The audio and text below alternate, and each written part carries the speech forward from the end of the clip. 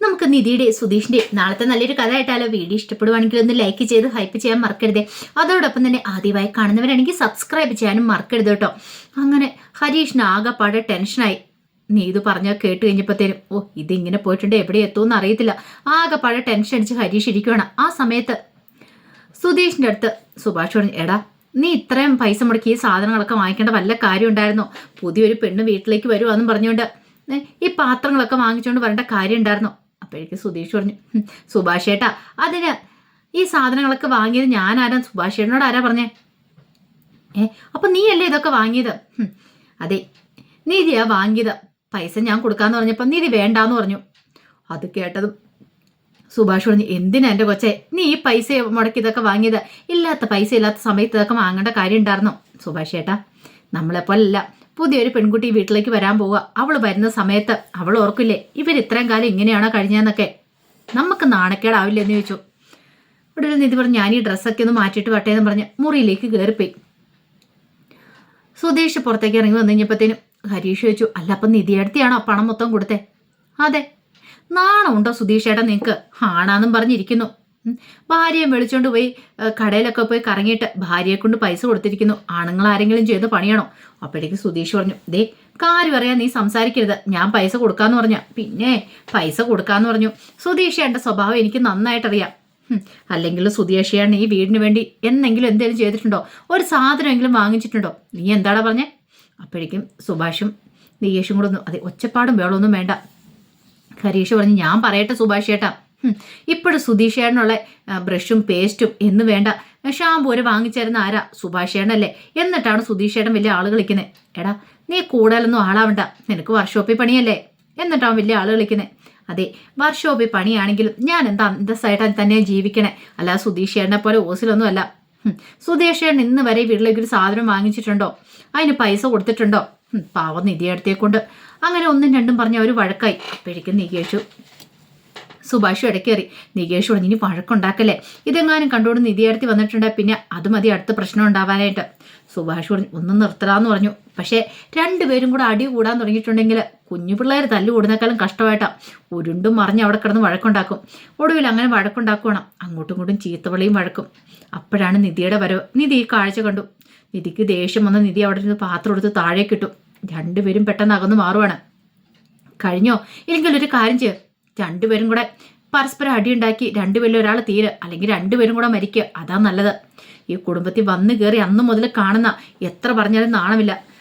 ഇത്രയൊക്കെ ആയിട്ട് നിങ്ങൾക്ക് ഇത്രയെങ്കിലും നാണം വേണ്ടേ? കുഞ്ഞു പിള്ളേരെക്കാളും കഷ്ടമായിട്ട് പോത്തുപോലെ വളർന്നു. നാണമുണ്ടോ സുധീഷേ? സുധീഷ് പറഞ്ഞു, അല്ല അത് ഹരീഷ്. പിന്നെ ഹരീഷ് സുധീഷിന്റെ അനുജനല്ലേ ഹരീഷ്?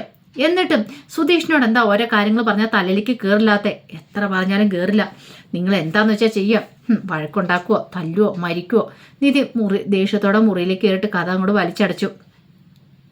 അപ്പോഴേക്ക് സുഭാഷ് ചോദിച്ചു, രണ്ടുപേർക്കും ഇപ്പൊ സമാധാനമായി കാണുമല്ലോ? ഇതുകൊണ്ടൊക്കെ ഞാൻ ആദ്യമേ പറഞ്ഞ്. അതും പറഞ്ഞിട്ട് സുഭാഷും കയറിപ്പോയി.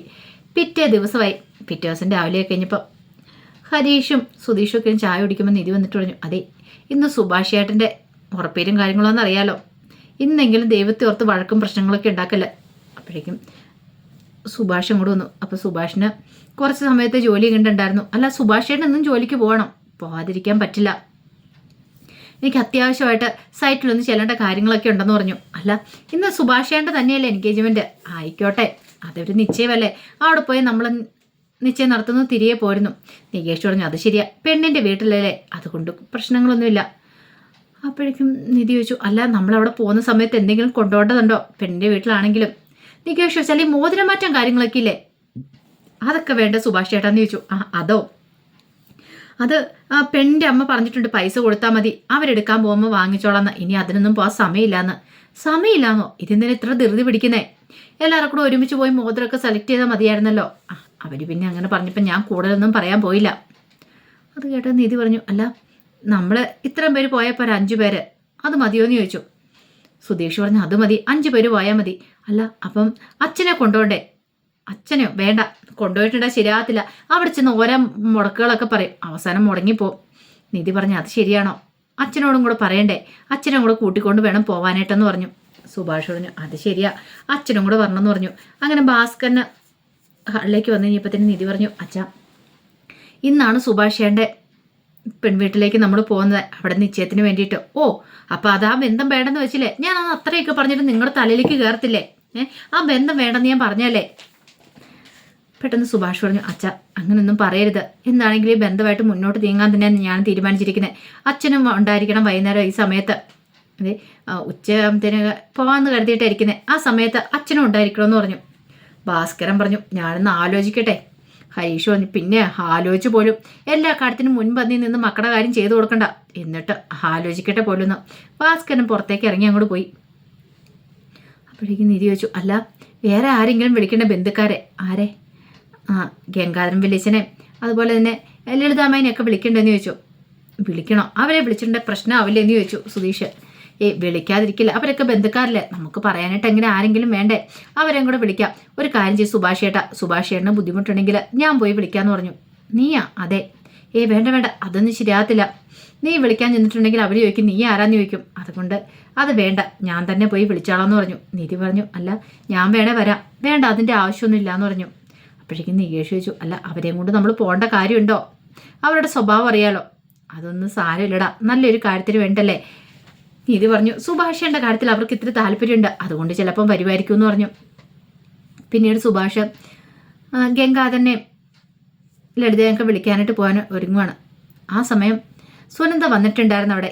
അപ്പം 2 ദിവസം വീട്ടിൽ നിൽക്കാനായിട്ട് വന്ന ലളിത പറഞ്ഞു, അല്ല മോളെ എന്തേ അവൻ എന്താ വരാത്തതെന്ന് ചോദിച്ചു. അതെ, അശ്വിൻ ചേട്ടന് വരണമെന്നൊക്കെ ഉണ്ടായിരുന്നു, പക്ഷേ എങ്കിലേ സമയമില്ലമ്മേ, കുറച്ച് തിരക്കുകളും കാര്യങ്ങളൊക്കെ ഉണ്ടായിരുന്നു. എന്നോട് 2 ദിവസം പോയി വീട്ടിൽ പോയി നിന്നോളാൻ പറഞ്ഞു. അതാ ഞാൻ ഇങ്ങോട്ട് വന്നേ. ഗംഗാധരൻ പറഞ്ഞു, വരുന്നതൊക്കെ കുഴപ്പമില്ല, പക്ഷേ ഭർത്താവിൻ്റെ പെർമിഷൻ വാങ്ങിയിട്ട് വേണം വരാനായിട്ട്. തോന്നിയാസം ഓടി പോന്നേക്കും ചെയ്തേക്കരുതെന്ന് പറഞ്ഞു. അങ്ങനെ സംസാരിച്ചുകൊണ്ടിരിക്കുന്ന സമയത്താണ് സുഭാഷ് അങ്ങോട്ടേക്ക് വരുന്നത്. സുഭാഷിനെ കണ്ടപ്പോൾ സുനന്ദയ്ക്ക് ഭയങ്കര സന്തോഷമായി. ഇതാര്? സുഭാഷാണ്, ബാ കയറി ഇരിക്കാനൊക്കെ പറഞ്ഞു. പക്ഷേ എങ്കിൽ ലളിതയ്ക്കും ഗംഗാധരനും അത് ഒട്ടും അങ്ങോട്ട് ഇഷ്ടപ്പെട്ടില്ല. എന്നാലും മനസ്സോടെ സുഭാഷിനെ അകത്തേക്ക് വിളിച്ചു. അല്ല, ലളിത ചോദിച്ചു, എന്തിനാ നീ ഇപ്പം ഇങ്ങോട്ട് വന്നേ? ഇനി സുനന്ദ വന്നെന്ന് അറിഞ്ഞു കഴിഞ്ഞിട്ട് അങ്ങനെ വേണോ എന്നൊരു സംശയം ഉണ്ടായിരുന്നു. അത് പിന്നെ അമ്മായി, എൻ്റെ വിവാഹ നിശ്ചയമാണ്, അതിനെക്കുറിച്ച് ഞാൻ പറയാൻ വേണ്ടി വന്ന. വിവാഹ നിശ്ചയോ? അതെ. സുനന്ദയ്ക്ക് സന്തോഷമായി. അതേ സുഭാഷേട്ട, ഞാൻ 2 ദിവസം വീട്ടിൽ നിൽക്കാൻ വേണ്ടി വന്ന ഈ കൃത്യസമയത്ത് തന്നെ സുഭാഷേട്ട കല്യാണക്കാര്യം അറിയാൻ സാധിച്ചാൽ എനിക്ക് സന്തോഷമുണ്ട്. ഇപ്പോഴെനിക്കൊരു സമാധാനമായത്. അല്ല ഞാൻ എന്ത് ചെയ്യണമെന്ന് ഓർത്തിരിക്കുമായിരുന്നു. എങ്ങാനും ഞാൻ അവിടെ ആയിരുന്ന സമയത്താണെങ്കിൽ എനിക്ക് വിഷമമായെന്ന് പറഞ്ഞു. ഇത് കേട്ടപ്പോൾ ലളിത പറഞ്ഞു, നിന്റെ കല്യാണോ? എന്നിട്ട് നീ എന്താടാ ഈ കാര്യങ്ങളൊന്നും നേരത്തെ പറയാതിരുന്നേ? അത് പിന്നെ കാര്യങ്ങളൊന്നും തീരുമാനിച്ചിട്ടുണ്ടായിരുന്നില്ല, 2 ദിവസം കൊണ്ട് പെട്ടെന്ന് തീരുമാനിച്ചാന്ന് പറഞ്ഞു. ഓ, പിന്നെ 2 ദിവസം കൊണ്ട് കല്യാണം അങ്ങ് തീരുമാനിക്കുമല്ലേ?